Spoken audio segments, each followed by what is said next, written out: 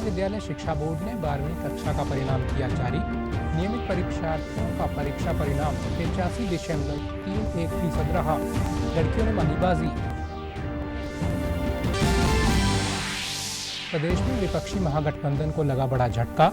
करनाल लोकसभा से एनसीपी के प्रदेश अध्यक्ष मराठा वीरेंद्र वर्मा ने कांग्रेस के खिलाफ नामांकन किया दाखिल।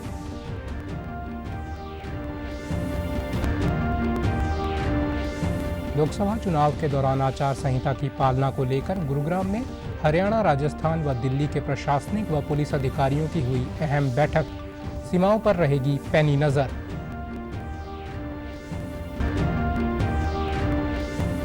और एडमिरल डी.के. त्रिपाठी बन गए नौसेना प्रमुख। पदभार ग्रहण करने से पहले नेशनल वॉर मेमोरियल पर शहीद नायकों को अर्पित की श्रद्धांजलि। नमस्कार, मैं चंदन शर्मा। अब समाचार विस्तार से। हरियाणा विद्यालय शिक्षा बोर्ड ने आज 12वीं कक्षा का परीक्षा परिणाम घोषित किया। परिणाम बोर्ड की वेबसाइट पर देखा जा सकता है। 12वीं कक्षा के नियमित परीक्षार्थियों का परीक्षा परिणाम 85.31% तथा स्वयं पाठी परीक्षार्थियों का परिणाम 65.23% रहा। बोर्ड के अध्यक्ष डॉक्टर वीपी यादव ने आज भिवानी में प्रेस वार्ता के दौरान बताया कि 12वीं की परीक्षा में इस बार तकरीबन 2,52,000 परीक्षार्थी बैठे थे। ये परीक्षाएं 2 अप्रैल को संपन्न हुई थीं। उन्होंने बताया कि बोर्ड द्वारा प्रदेश भर में उत्तर पुस्तिकाओं की जांच के लिए 64 मूल्यांकन केंद्र बनाए गए थे, जिसके परिणाम स्वरूप इस बार रिकॉर्ड मात्र 27 दिनों में परीक्षाओं का परिणाम घोषित कर दिया गया। उन्होंने बताया कि परीक्षा में छात्राओं की पास प्रतिशतता 88.14 रही, जबकि छात्रों की पास प्रतिशतता 82.52 रही। पास प्रतिशतता में जिला महेंद्रगढ़ टॉप तथा जिला नूंह पायदान पर सबसे नीचे रहा। बोर्ड अध्यक्ष डॉक्टर वीपी यादव ने 12वीं की परीक्षा के स्वयं पाठी परीक्षार्थियों का परिणाम 65.32% रहा।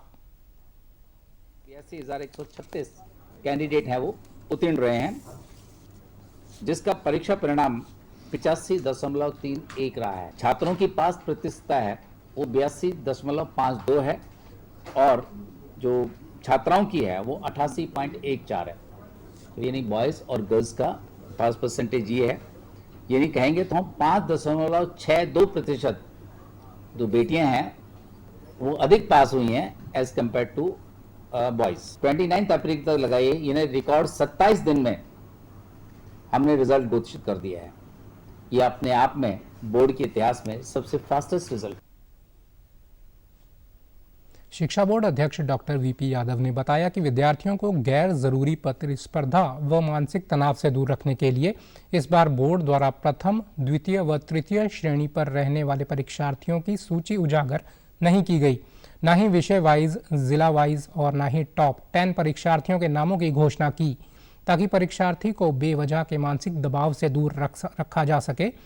बोर्ड ने यह फैसला नई शिक्षा नीति के तहत व सीबीएसई की तर्ज पर लिया है। एजुकेशन, क्रिएटिव एजुकेशन और सीबीएसई ने भी इसी को लास्ट टाइम अगर ध्यान हो तो उन्होंने भी टॉपर्स पूरे इंडिया में कहीं डिक्लेयर नहीं किए। तो हम राष्ट्रीय शिक्षा नीति को इम्प्लीमेंट कर रहे हैं और एक हेल्दी कंपटीशन रहे उस दिशा में बढ़ रहे हैं। बोर्ड जो टॉपर्स को सम्मानित नहीं करेगा इस तरह से, क्योंकि इस पॉलिसी के तहत, राष्ट्रीय शिक्षा नीति के तहत हमने ये डिसीजन लिया है। प्रदेश में अब मतदान के लिए 1 महीने से भी कम समय का रह गया है। तो आइए सबसे पहले नजर डालते हैं तापमान के साथ बढ़ रही देश व प्रदेश की चुनावी हलचल पर।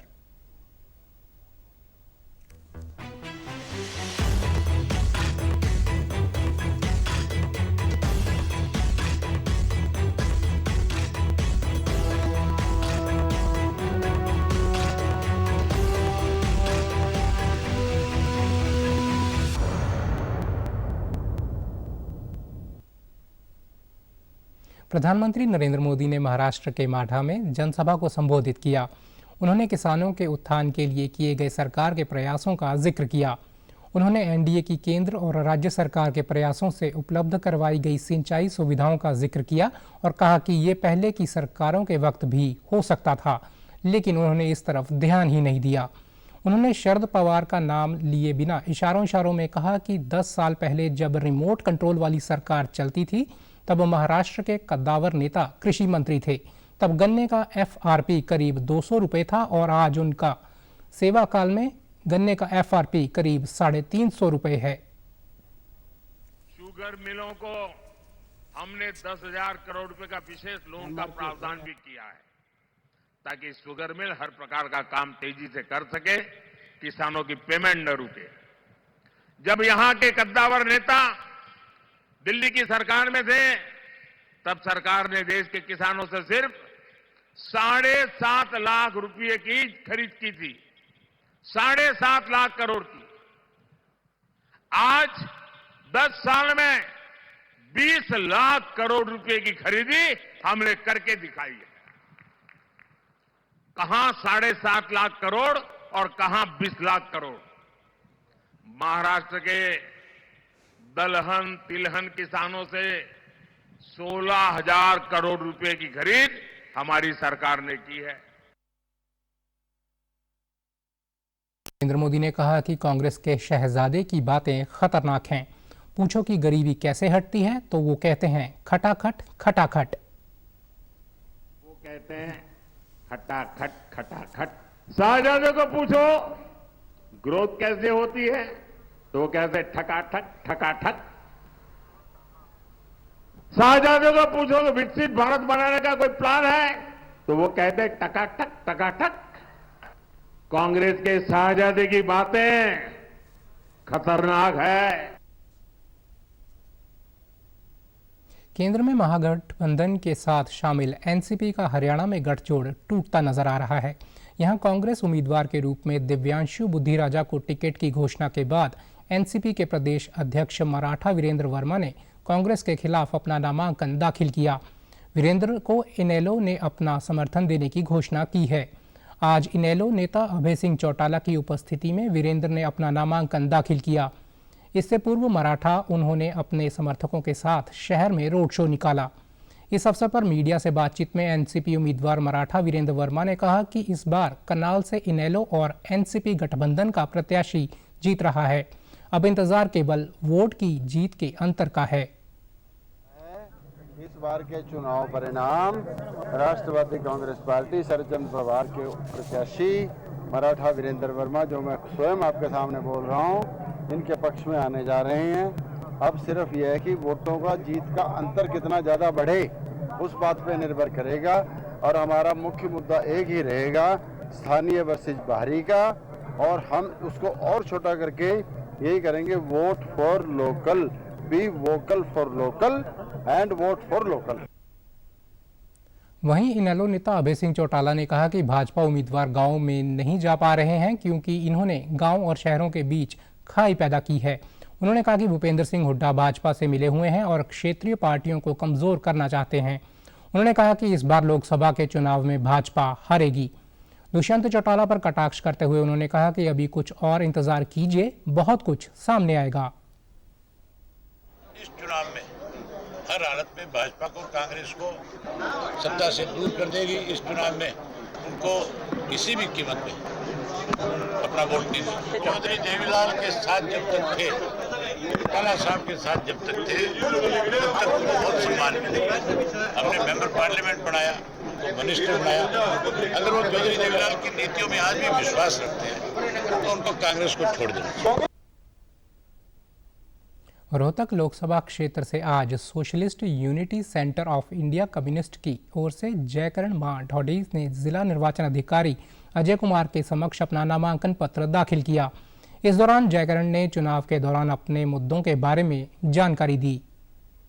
जो साधारण आदमी हैं, मजदूर हैं, किसान हैं, गरीब आदमी हैं, छोटे छोटे दुकानदार हैं, कर्मचारी हैं, जितने भी मेहनतकश लोग हैं, उनकी आवाज़ उठाते आ रहे हैं। असली विपक्ष हम ही हैं क्योंकि हम लगातार आंदोलन में रहे हैं, सड़कों पर रहे हैं। आप देखिए, चाहे बीपीएल कार्ड काटने की बात आई हो, फैमिली आईडी के कारण, प्रॉपर्टी आईडी के कारण जो नागरिकों की परेशानी है वो आई हो, किसानों की मांग है उनको लेकर, फैक्ट्री वर्करों की मांग को लेकर, भ्रष्टाचार के खिलाफ हम लड़ते रहे हैं। और हमारा उद्देश्य है जन आंदोलन के द्वारा लोगों को संगठित करना। वहीं जिला निर्वाचन अधिकारी अजय कुमार ने बताया कि लोकसभा चुनाव के मद्देनजर सभी उम्मीदवारों को आचार संहिता का पालना करना जरूरी है। 5 मई रविवार को अवकाश होने से नामांकन पत्र स्वीकार नहीं किए जाएंगे। नामांकन पत्र दाखिल करते समय कुछ हिदायतें जारी की गई हैं। इन हिदायतों के अनुसार निर्वाचन अधिकारी के कार्यालय के 100 मीटर के परिधि में केवल 3 वाहनों को अनुमति होगी। लास्ट डे ऑफ नॉमिनेशन है और 7 को नॉमिनेशंस की स्क्रूटनी होगी और उसके पश्चात 9 तारीख को विड्रॉल की डेट है एंड सिंबल अलॉटमेंट भी उसी दिन किए जाएंगे एंड उसके बाद list of contesting candidate final कर दी जाएगी। नॉमिनेशन फाइल करने से संबंधित कैंडिडेट्स जो भी आएंगे वो अपने जो कार कॉन्वॉय रहता है उसमें 3 व्हीकल ही ला सकते हैं और अपने साथ वो कुल 4 और व्यक्ति ला सकते हैं। टोटल 5 इंक्लूडिंग कैंडिडेट ही इस जो नॉमिनेशन जहाँ फाइल हो रहा है उसमें कैंपस में आ सकते हैं। ये रिस्ट्रिक्शन जो हैं वो 100 मीटर तक लागू है। प्रदेश के मुख्यमंत्री नायब सिंह सैनी ने कहा कि हम प्रदेश की सभी 10 लोकसभा सीटें जीतेंगे। प्रधानमंत्री नरेंद्र मोदी पर लोगों का विश्वास बढ़ा है और वे ईमानदारी से देश को आगे बढ़ा रहे हैं। मुख्यमंत्री ने आज करनाल में इंडियन मेडिकल एसोसिएशन के सदस्यों के साथ बैठक की और बीजेपी के पक्ष में वोट करने की अपील की।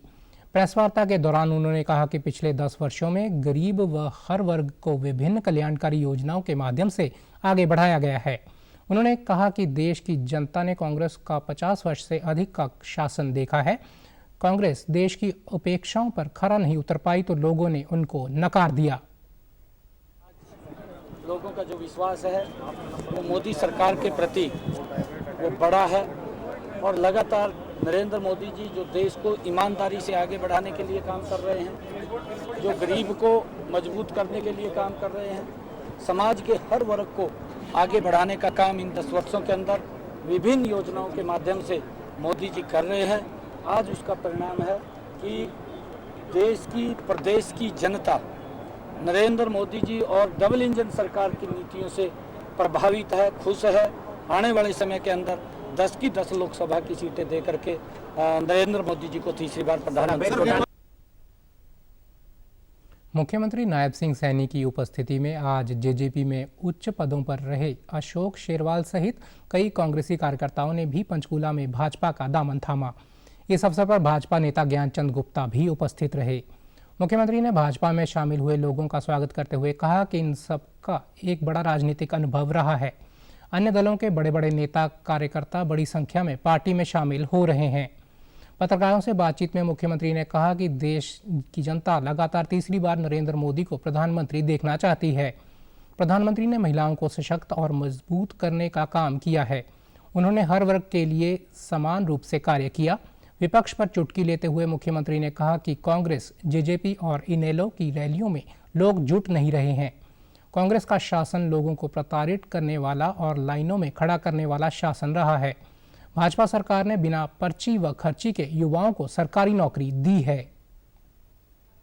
बातें कर रही है और ये लोगों के अंदर एक भ्रम का जाल फैलाने का काम करते हैं। जब इनको लगता है कि हमने कुछ किया नहीं, आज नरेंद्र मोदी जी गरीब की बात कर रहे हैं, आज आयुष्मान कार्ड दे रहे हैं, आज 50 करोड़ लोगों के जनधन खाते खोल दिए हैं, आज 11.5 करोड़ बहनों को इज्जत घर देने का काम किया है, 4.5 करोड़ आवास बना करके लगातार देने का काम किया है। तो कांग्रेस ने जब कुछ किया नहीं तो उसका पेट खराब होना जरूरी है।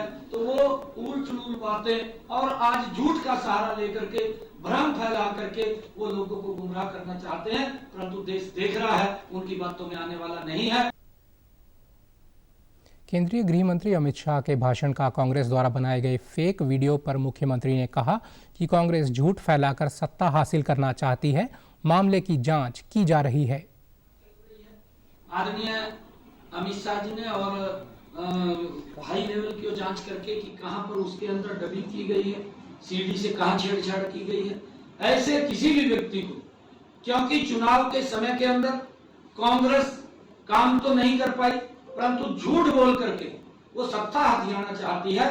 मैं प्रदेश के लोगों को भी, देश के लोगों को भी, आज आपके माध्यम से मैं ये आग्रह करना चाहूंगा, निवेदन करना चाहूंगा कि इस प्रकार के अगर भ्रामक कोई वीडियो वायरल करता है, कोई झूठ बोलता है, झूठ बोल करके वो कहीं ना कहीं माहौल को खराब करने की कोशिश करता है, इस बात से हम सबको सचेत रहना चाहिए, उसका वेरीफाई करना चाहिए, वेरीफाई करके तब हमें कोई निर्णय करना चाहिए। परंतु कांग्रेस आज झूठ का सहारा लेकर के और लोगों के अंदर भ्रम फैला करके, डरा करके वो वोट बटोरना चाहती है।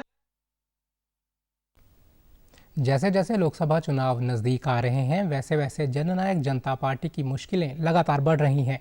पार्टी से कई बड़े नेताओं ने किनारा कर दूसरी पार्टियों का दामन थाम लिया है। इसी कड़ी में जजपा के प्रदेशाध्यक्ष रहे निशांत सिंह कल चंडीगढ़ में कांग्रेस में शामिल हुए। साथ ही शाहबाद से जजपा के विधायक रामकरण काला के दोनों बेटों ने भी कांग्रेस की सदस्यता ग्रहण की। इसके अलावा अन्य कई गणमान्य लोगों ने कांग्रेस ज्वाइन की। पूर्व मुख्यमंत्री भूपेंद्र सिंह हुड्डा व प्रदेश अध्यक्ष उदयभान ने पटका पहनकर इन सभी का स्वागत किया। उदयभान और भूपेंद्र सिंह हुड्डा ने कहा कि निशांत सिंह जैसे बड़े नेताओं के आने से कांग्रेस को और ताकत मिलेगी। कांग्रेस का परिवार लगातार बढ़ रहा है। उन्होंने लोकसभा चुनाव में कांग्रेस द्वारा हरियाणा की सभी 10 सीटों पर जीत हासिल करने का दावा किया। जेजेपी के पूर्व अध्यक्ष और आज हमारी पार्टी का जो आज एंट्री की है, जो आज दामन थामा है, बहुत ही सम्मानीय श्री निशांत सिंह जी पूर्व विधायक जो यहाँ पर हमें पार्टी में शामिल हुए हैं। मैं सभी का हरियाणा प्रदेश कांग्रेस कमेटी की तरफ से आप सबका हार्दिक अभिनंदन करता हूँ, आप सबका बहुत बहुत स्वागत करता हूँ पार्टी की तरफ से। और आपको पूरी तरह से विश्वास दिलाता हूँ कि आपको पूरी तरह से पार्टी में पूरा सम्मान मिलेगा, यथोचित स्थान मिलेगा। और मैं इसी बात से धन्यवाद करता हूँ निशांत जी का और जितने साथी आज शामिल हुए वो सही समय पे आए हैं और सही लड़ाई में तैयार है। इसके लिए अपने स्वार्थ के लिए नहीं, कोई कंडीशन कोई रख के नहीं आया है, ये आए हैं देश के हित के लिए लड़ाई लड़ने के लिए, संविधान के हित के लिए लड़ाई लड़ने के लिए, संविधान को बचाने के लिए और आगे देश का प्रदेश का विकास करने के लिए आज साथी आए हैं। इन सबका मैं तहे दिल से बहुत बहुत स्वागत करता हूँ पार्टी में। और जिस उम्मीद और आशा से ये आए हैं, इनको पूरी जो है इनको मान सम्मान और पार्टी में स्थान मिलेगा। कांग्रेस ने अपने हरियाणा में गुरुग्राम को छोड़कर बाकी सभी लोकसभा उम्मीदवारों की टिकट की घोषणा कर दी है, लेकिन टिकट मिलने के बाद कांग्रेस में लगातार घमासान जारी है। हिसार से ब्रजेंद्र सिंह ने और भिवानी महेंद्रगढ़ से किरण चौधरी ने भी अपनी बेटी को टिकट न मिलने पर अपना शक्ति प्रदर्शन दिखाया था और नाराजगी जाहिर की थी। अब फरीदाबाद की लोकसभा सीट पर भी बगावती सुर दिखाई देने लगे हैं। पूर्व मंत्री करण सिंह दलाल ने अपनी ही पार्टी के खिलाफ मोर्चा खोल दिया है। उन्होंने कहा कि टिकट वितरण गलत तरीके से की गई है, जिसका फरीदाबाद की जनता विरोध दिखाई दे रहा है। उन्होंने पार्टी हाईकमान से टिकट को बदलने की मांग की है। करण सिंह ने कांग्रेस पार्टी के पूर्व विधायक और कई नेताओं पर गंभीर आरोप लगाते हुए कहा कि वे सभी भाजपा के साथ मिलकर फरीदाबाद को लूटने का काम कर रहे हैं। ऐसे कांग्रेसी नेताओं की वजह से पार्टी को भारी नुकसान हो रहा है।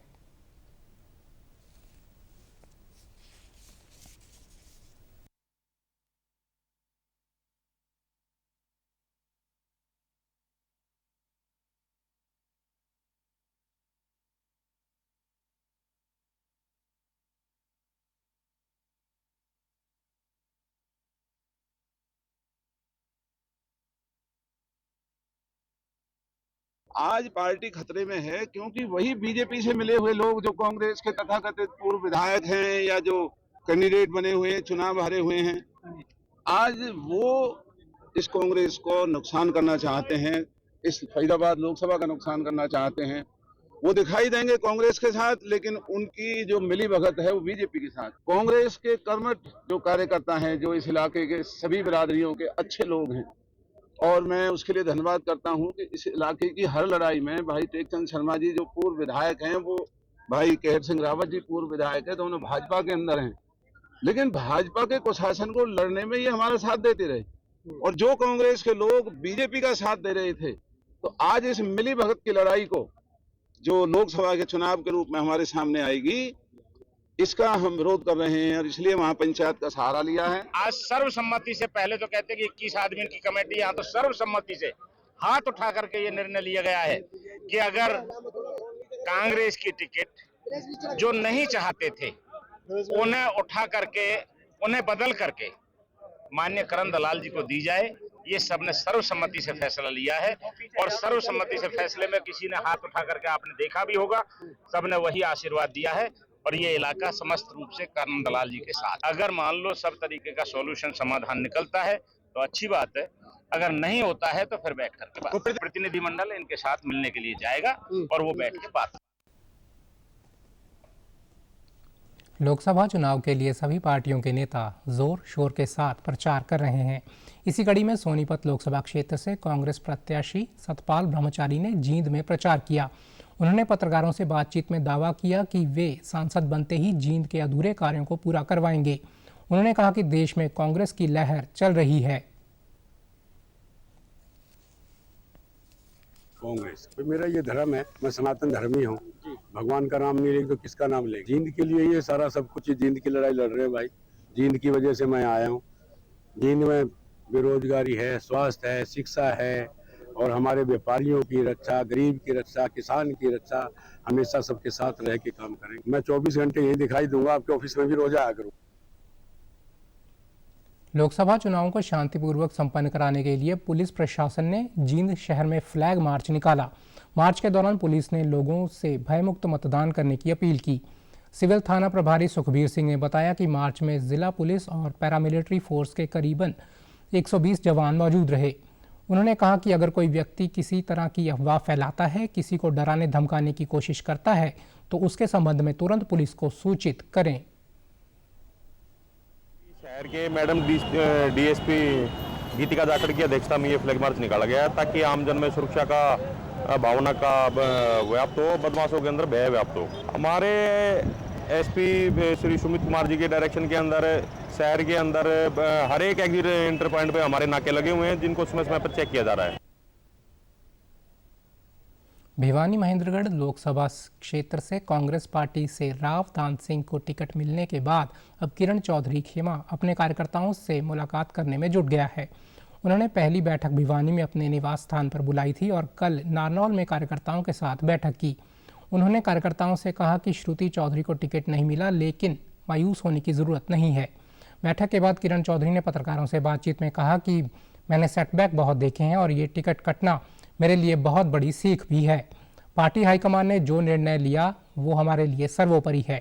रावदान सिंह के पक्ष में चुनाव प्रचार को लेकर किरण चौधरी ने कहा कि वे प्रचार के लिए मुझे बुलाएंगे तो मैं विचार करूंगी। किरण चौधरी के तेवर रावदान सिंह के प्रति अभी भी तीखे नजर आ रहे हैं। ये पहली बार नहीं है, लेकिन हिम्मत कभी नहीं आ रही और लोगों के बल पे हमने जो है काम करा और आने वाले समय में भी उसी तरह से करते जाएंगे। तो इसमें तो कोई चिंता की बात नहीं है। ये तो उतार चढ़ाव जो हैं वो जीवन के पहलू हैं। टिकट तो देखिए एक ही आदमी को मिलती है। आवेदन जो है यहाँ पर इस बारी दान सिंह जी ने भी करा, तो वो ले गए तो अच्छी बात है। अब हम क्या करें, हमने तो अपना काम करा। हाईकमांड को ये फैसला लेना पड़ा तो वो सिर माथे पर, अब जो है सिर माथे के ऊपर, कोई दूसरी बात नहीं है, कोई गिला शिकवा नहीं। मेरा तो उनके साथ फोन जो है, मैं टिकट से पहले भी मैंने भी बहुत बारी फोन करे हुए हैं उनको, जो कहेंगे, क्योंकि देखिए आज वो कैंडिडेट हैं और कैंडिडेट के हिसाब से ही हमने काम करना है। वो जो कहेंगे उसी तरह से हम काम करेंगे, जरूर करेंगे, व्हाई नॉट। सुबह आज आए थे, मेरे को मिलकर गए। जननायक जनता पार्टी ने लोकसभा चुनाव के लिए हरियाणा में अपने उम्मीदवारों की दूसरी सूची जारी करते हुए बचे हुए 5 प्रत्याशियों की घोषणा कर दी है। कल जेजेपी केंद्रीय चुनाव समिति की बैठक में पार्टी के राष्ट्रीय अध्यक्ष डॉक्टर अजय सिंह चौटाला की स्वीकृति के बाद जेजेपी ने ये लिस्ट जारी की। जेजेपी ने अंबाला लोकसभा से डॉक्टर किरण पुनिया, कुरुक्षेत्र से पालाराम सैनी, करनाल से देवेंद्र कादियान, सोनीपत से भूपेंद्र मलिक और रोहतक से रविंद्र सांगवान को चुनावी मैदान में उतारा है। वहीं करनाल विधानसभा उपचुनाव के लिए राजेंद्र उर्फ रामा मदान को उम्मीदवार बनाया है। कैथल के इंदिरा गांधी महिला महाविद्यालय में कल नई मतदाता बनी छात्राओं के लिए एक मतदाता जागरूकता कार्यक्रम आयोजित किया गया। कार्यक्रम में शामिल कैथल की अतिरिक्त उपायुक्त सी जया श्रद्धा ने छात्राओं को मतदान के लिए प्रेरित करते हुए कहा कि जिस प्रकार बूंद बूंद से सागर भरता है, उसी प्रकार आपके द्वारा डाले गए एक एक वोट से लोकतंत्र को मजबूती मिलती है। हमें वोट की ताकत को पहचानते हुए आगामी 25 मई को बिना किसी डर, भय एवं प्रलोभन के मतदान करना है। उन्होंने छात्राओं से आह्वान किया कि वे अपनी पढ़ाई के साथ साथ अखबार पढ़ें ताकि उन्हें चुनाव के बारे में अपडेट मिल सके। एडीसी ने बताया कि मतदान के प्रति जागरूक करने एवं वोट प्रतिशत बढ़ाने के लिए जिले में अनेक कार्यक्रम आयोजित किए जा रहे हैं।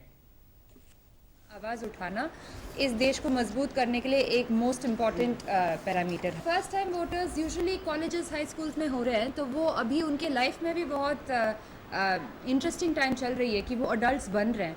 तो अडल्ट्स बनने का ये उनके सेल्फ कॉन्फिडेंस के लिए भी ये बहुत इंपॉर्टेंट चीज़ है कि वो जाके वोट डालें, क्योंकि जो भी वो कर रहे हैं उसका government will be for 5 years, तो उनको अगले 5 साल में वो कई कुछ सीखेंगे, तब उनको इस बात का गर्व होगी कि मैंने भी वोट डाला था। छात्राओं ने कहा कि उन्हें खुशी है कि वे देश की मतदाता बन गई हैं। वे बिना किसी लालच, जात पात और धर्म से ऊपर उठकर अपना वोट डालेंगी और एक अच्छे नेता को चुनेंगी जो देश की तरक्की के लिए अहम भूमिका निभाए। वे अन्य लोगों को भी मतदान करने के लिए प्रेरित करेंगी।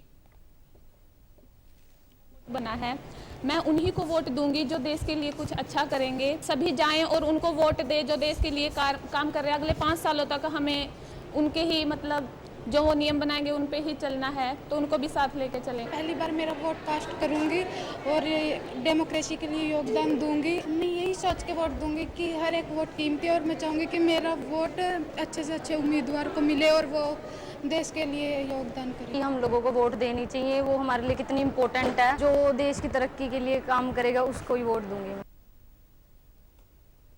नए मतदाताओं को जागरूक करने के लिए कैथल पहुंचे पद्मश्री महावीर गुड्डू ने सभी से आह्वान करते हुए कहा कि देश के लोकतंत्र को मजबूत बनाने के लिए मतदान अवश्य करें।